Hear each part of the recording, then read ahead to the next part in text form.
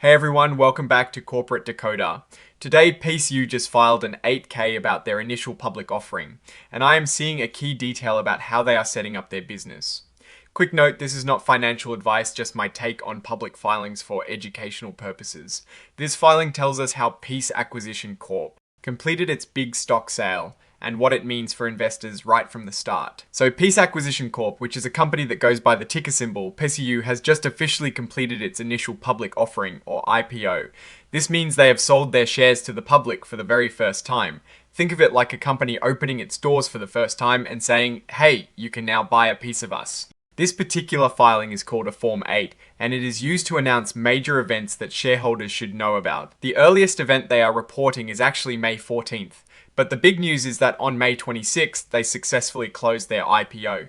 This is the point where the money from the public sale really comes into the company. It is like the grand opening day after all the preparations. Now, who is PECEU Acquisition Corp? They are what is called a SPAC, which stands for Special Purpose Acquisition Company. These companies are essentially shells created solely to raise money through an IPO with the goal of acquiring or merging with an existing private company.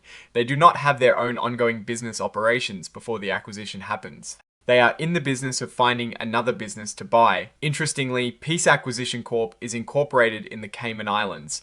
This is a common practice for many companies, including SPACs, often for tax and regulatory reasons. In their IPO, they sold units, and each unit is a bundle. It contains one ordinary share of the company, one right, and one redeemable warrant.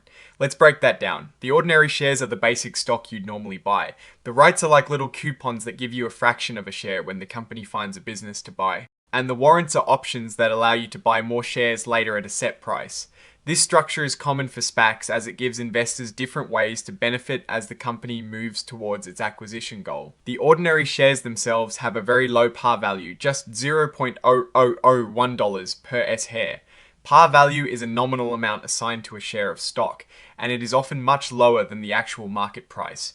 What matters more is how many shares they have and what they are worth. These various components, the units, the shares, the rights, and the warrants, are traded on the Nasdaq stock market under different symbols like PECEU for the units, PECES for the ordinary shares, PECEU for the rights, and PECEU for the warrants. This allows investors to trade these parts separately if they choose, which is a common feature that sometimes happens after the initial IPO. PECEU Acquisition Corp has elected to be considered an emerging growth company. This basically means they get to follow some lighter regulatory requirements for a certain period as they are growing. It's a way for newer public companies to ease into the reporting and compliance landscape. There is a mention of unregistered sales of equity securities. This is often related to private placements made alongside the public offering. It is important to note these sales because they might involve different terms or investors compared to the main IPO. This section details the completion of the IPO and a simultaneous private placement. The company sold 6 million units at $10 per unit, raising a total of $60 million before expenses. This IPO amount is the core fundraising event. Additionally, they conducted a private placement of 26,500 units at the same 10,000 美元 price, bringing in another 2.6美元25亿 alliance. These private placement units were bought by the company's sponsor, Baystar Holding Group Limited, and the underwriter. Early Bird Capital Incorporated. This is typical for SPACs where the sponsor and underwriters often purchase a portion of the units to show commitment and align interests.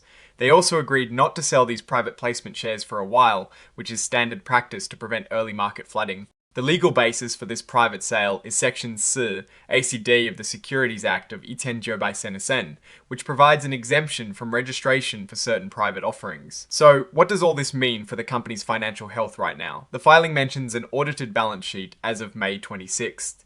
This document would show the company's assets, debts, and equity right after the IPO and private placement. It is essentially a snapshot of their financial position at that exact moment. While the details of the balance sheet aren't fully displayed in this HTML, the fact that it is included as an exhibit signals that the auditors have reviewed these initial financial numbers. The filing also lists the exhibits, which include the audited balance sheet and a press release announcing the IPO's completion.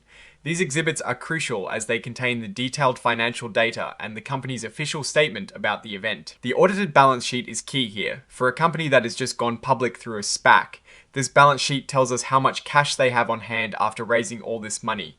Post-IPO, SPACs typically have a large chunk of cash that they will then use to find and acquire a target company. It's the fuel in their tank for the search and eventual merger. The press release usually provides a more narrative summary of the IPO, often highlighting the total funds raised and the company's future plans or target industries. For P.E.C.E Acquisition Corp, news headlines suggest they are targeting Asia, excluding China. This gives us a clue about where they might look for a business to acquire. Finally, the filing is signed by Fanking Zhang, who is listed as the Chief Executive Officer of P.E.C.E Acquisition Corp. This signature verifies that the information presented in the document is accurate to the best of their knowledge. Now, looking at the broader picture and considering the available context, P.E.C.E Acquisition Corp is in its nascency as a public entity. It has successfully executed its IPO, raising significant capital through the sale of units comprising shares, rights, and warrants. This initial fundraising is critical as it provides the financial runway for the company to identify and complete a business combination. The current price of around $10.07 is very close to its IPO price, which is not uncommon for SPAC units.